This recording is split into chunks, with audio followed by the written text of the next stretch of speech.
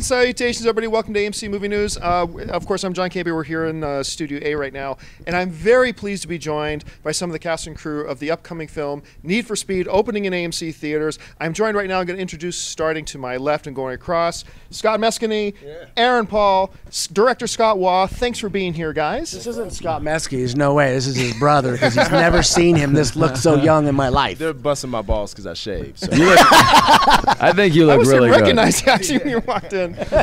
First of all, guys, congratulations on the film. Let me start with just the big umbrella question. We'll go across, starting with you, Scott. Why are AMC audiences going to love Need for Speed?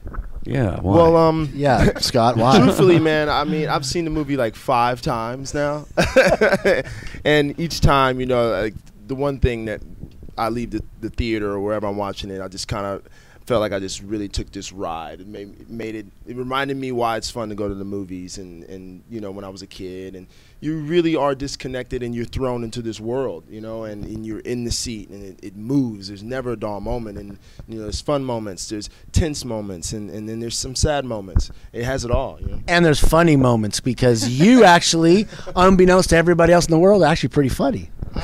He's very funny. He's very funny. He's very, I mean, what he said, I don't know what else to kind of add to that. It's just, it's all real. Everything that you see in this film is all practical. So all these stunts actually happen. There was no CG, and it's just a fun, crazy ride. Yeah. You know, it's funny you bring up the minimal use of CG and all that kind of stuff, because I was just asking some of the Disney guys. We premiered an exclusive clip on AMC Movie News today, and that Hummer being hit against the side of the mountain and flipping 4 times. I said, that flip 4 times in the air, that was CG, right? They're like, nope, that was totally practical. No, I think the word that's minimal is definitely still wrong. There's none. There's zero CG in the film. So everything was done practically. You know, for myself, it was an homage movie to me, the greatest car movies of the 60s and 70s, Bullet, Vanishing Point, Smoking the Bandit. You know, my dad was a stuntman, and this film for me is a throwback to him, who passed away just before we started making this movie. So out of respect to the greatest stuntman on earth, who didn't have CG and had to do everything for real, I think it's like it's time cinema kind of gets back to reality, you know, and we do stuff for real again. That's awesome. Well, Scott, let me start with you down there. First of all, loved your work on Act of Valor. Oh, thank you. Every director seems to believe that they have their own specific set of tools, that, you know, what their strengths are, what their weaknesses are. What made Need for Speed a good fit for your particular set of tools that you think you have, that you see yourself having? Yeah. What do you think? You do not want me to answer that. I have no idea. For me, I just think I've been so lucky to, have been a stuntman most of my life, and I guess what separates me from the other directors is only because I have seen it from my perspective. And so I try to really let the audience in on that world and see it, what it's like to literally drive at these speeds and jump at these speeds and do these crazy things that most of us don't ever get a chance to do. And I think that's my particular probably style that if people recognize, that I will put you in the boots of our characters and go along for the thrill ride. That's awesome. Aaron, you're in a really unique situation where you're coming out of a real high point in your career with the success of Breaking Bad, and you're sitting, I can just imagine you're sitting there kind of plotting out, where do you go next and what happens next? What made Need for Speed the right next big step for you, that the first thing that your audience is going to see you doing following the success of your TV show? Yeah. Was that besides working with me? It was all because Scott Waugh was directing and Scott Mescudi was I definitely wanted to be kind of very picky, and so I was reading through a bunch of different things, and I just wanted my next project to just be just a lot of fun for me. And this has all of that, and plus it has such a great story that when I read this script, I just instantly connected with all these characters. And what did you feel like when you saw the title page of the script? When I first, in all honesty, when I saw the title page of the script, Need for Speed, on my desk, I thought to myself, I really don't know if this is going to be my next move, because I didn't really, I didn't think I was going to be blown away.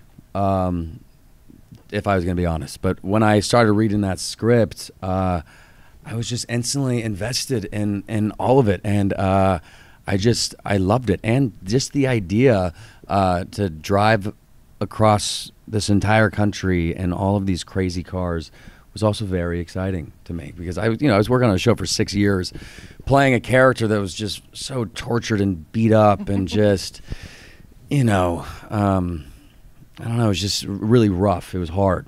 It was fun, and I feel very blessed, but this was much different. This is just so fun. Yeah. Scott, for you working on a film like this, I know I've talked to a lot of actors who say when they go into a film, they like to add their own dimension. They like to bring a flavor to the film and leave their mark, their fingerprint on it. What dimension did you want to give to the film? What dimension do you think you add to Need for Speed?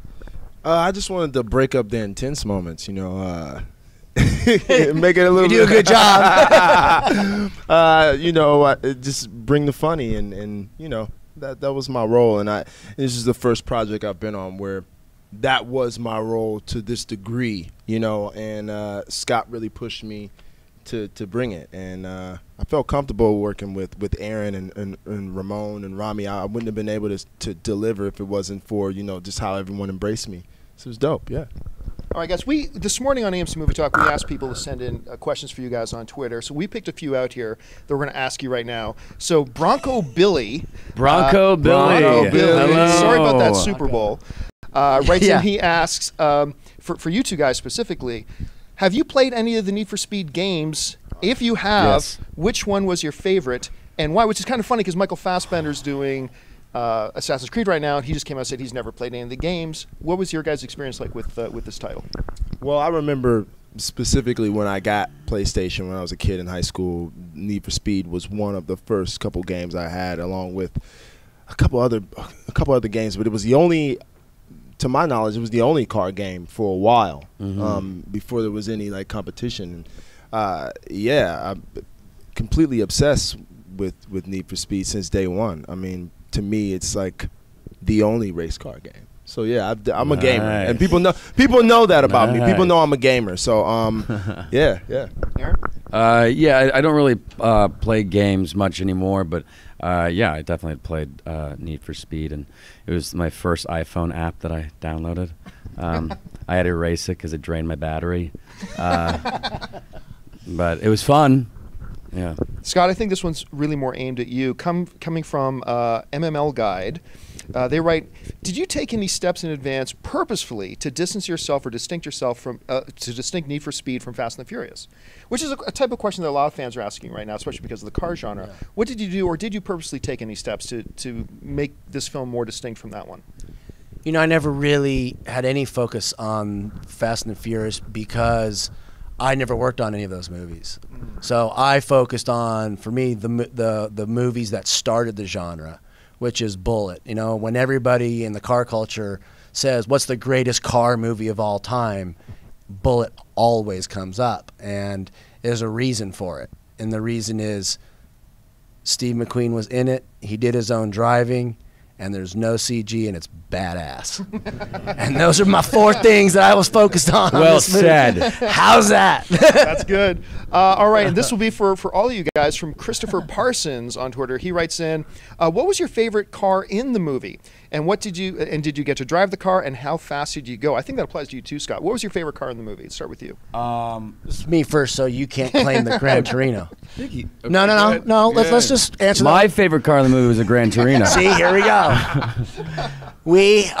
for the film, we built 2 identical Gran Torinos. One for him, one for me. And then there was a stuntman named Troy Gilbert that we love to loudly name because he wrecked one of them. Therefore, there's only one left, and now we fight for the one lasting remaining Gran Torino. It was a '68 Gran Torino that was built for racing. It's race ready, and it's a fun car. It's like analog, which for all of us older men, we love analog still, and we did get the chance to drive the other cars in the film and the Koenigsegg and all that, and they're phenomenal, really cool cars, but for some reason myself just gravitated towards Gran Torino. All right, we'll take one more here, and this will be for all of you guys. Coming from Eric Nasta, who writes, NFS looks like a great addition to the whole car genre. What is your favorite film in history in the car genre? Now, you already kind of mentioned, Scott, that would be yours. But for Aaron and Scott here, what would you say is your favorite film that revolves around a car? I mean, I remember Blues Brothers having this really epic. Yeah. I think they have the world record for most cars destroyed. I think you're right. Yeah. The biggest car pileup. Yeah, I'll go with that answer too. That's a great one. Yeah, that's a good one. No, I like Bullet. You can't forget, though, the greatest stuntman of all time, who was one of my father's best friend, was Hal Needham.